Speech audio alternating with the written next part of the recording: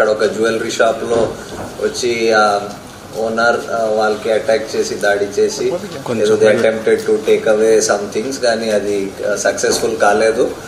వాళ్ళు పారిపోయారు అండ్ అది బాగా వైడ్లీ రిపోర్ట్ అయింది. సో దాంట్లో మన తరఫ్ సైబరాబాద్ సైడ్ నుంచి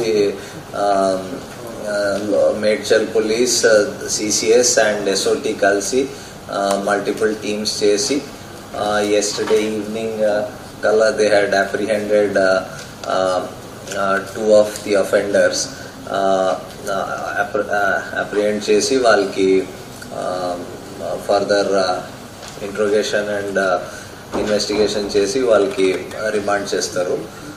So dintlo 3 members were involved and one of them వాడు హెల్ప్ చేశాడు వాళ్ళకి టు గెట్ ద వెహికల్లో తీసుకురావడం అండ్ అక్కడ అబ్జర్వ్ చేయడానికి. So rest of the details I will ask DCP crimes and DCP Medchal to tell you. So this was the case. అది it was being reported that బయట నుంచి ఉన్న వాళ్ళు బయట నుంచి వచ్చిన గ్యాంగ్స్ ఉన్నాయి, but it was all local పీపులే ఫ్రమ్ హైదరాబాద్. చెప్పేస్తాను. అబ్బాయి వాళ్ళందరూ అలర్ట్ కావడం, అతను కూడా చోర్ అని ఆ ఓనర్ మొత్తుకోవడం తోటి అలర్ట్ అయ్యేసరికి వీళ్ళు కూడా పారిపోవడం జరిగింది. ఇమీడియట్ గా మనకి ఇన్ఫర్మేషన్ రావడంతో విత్ ఇన్ 10 to 15 minutes లో మన టీమ్స్ అన్ని కూడా పోలీస్ స్టేషన్ పక్కనే ఉండటము, అక్కడ ఉన్నటువంటి క్రైమ్స్, ఎస్ఓటి అందరూ కూడా ఇమీడియట్ గా టీమ్స్ ఫామ్ చేసుకుని దాదాపు 200 CC cameras entry exit points identify చేయడం. మనం చూసిన ప్రాసెస్ లో బైక్ ఆ పక్కనే దగ్గరలో నియరెస్ట్ ప్లేస్ లో ఒక 1 kilometer దూరంలో దాన్ని పడేసిపోవడం, దాని తర్వాత దాన్ని బైక్ ని చూసినప్పుడు దాని నెంబరు అందరూ ట్రేస్ చేయడం, ఇమీడియట్ గా ఆర్టీఏ యాప్ లో పోయి ఆ ఓనర్స్ పర్టికులర్ చూసుకుంటే అది మన ఓయూ ఉస్మానియా యూనివర్సిటీ పరిధిలో ఉన్నటువంటి అప్సిగూడ ఏరియాలో అది ఒక 4 days బ్యాకే స్టోలెన్ అయింది.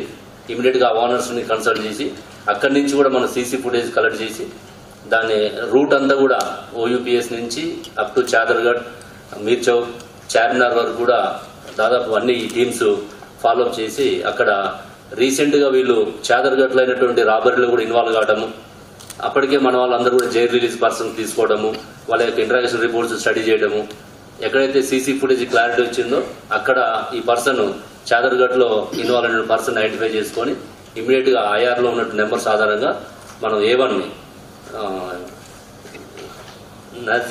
అజీజ్ కొటాడియా అని మనం ఐడెంటిఫై చేసి పట్టుకోవడం జరిగింది ఫస్ట్ ఇనిషియల్ గా. తర్వాత సెకండ్ పర్సన్ సోహెల్ ని పట్టుకోవడం జరిగింది. ఈ సోహెల్, నజీమ్ ఇద్దరు కూడా జైల్లో వాళ్ళు పరిచయం అయ్యారు. వీళ్ళిద్దరు కూడా ఆర్జెంట్ మహారాష్ట్ర కొద్ది కాలంగా ఇక్కడ బిజినెస్ పర్పస్ వచ్చి ఇక్కడ అఫెన్స్ లో పాల్గొనడము మీకు లిస్ట్ చేయడం జరిగింది. A1 నజీమ్ 2 అఫెన్స్లలో ఇన్వాల్వ్ అయినాడు, A2 సల్మాన్ 7 అఫెన్స్లలో ఇన్వాల్వ్ అయినాడు, A3 ఎవరైతే ఉన్నారో ఇప్పుడు అబ్స్కాండింగ్ ఉన్నాడు సల్మాన్. ఇతన్ని వాళ్ళు ఏం చేశారంటే చాలా జాగ్రత్తగా వాళ్ళకి క్రైమ్ నాలెడ్జ్ ఉండబట్టి వాళ్ళ బైక్ ని ముందే తెచ్చి ఆడ పెట్టడం, మనకి సీసీ ఫుటేజ్ ఎంట్రీ ఎగ్జిట్ దొరకలేదు చాలాసేపు కూడా. ఒక 1 kilometer రేడియస్ లోనే ఆ బైక్ ని వాళ్ళు 2 days బిఫోర్ వచ్చి అక్కడ పెట్టిపోవడం వల్ల మనకి అర్థం కాలేదు. ఎప్పుడైతే బైక్ మనకి దొరికిందో దాని తర్వాత మళ్ళీ మనకి అప్సిగోడ్ నుంచి సీసీ ఫుటేజ్ స్టార్ట్ చేయడం జరిగింది.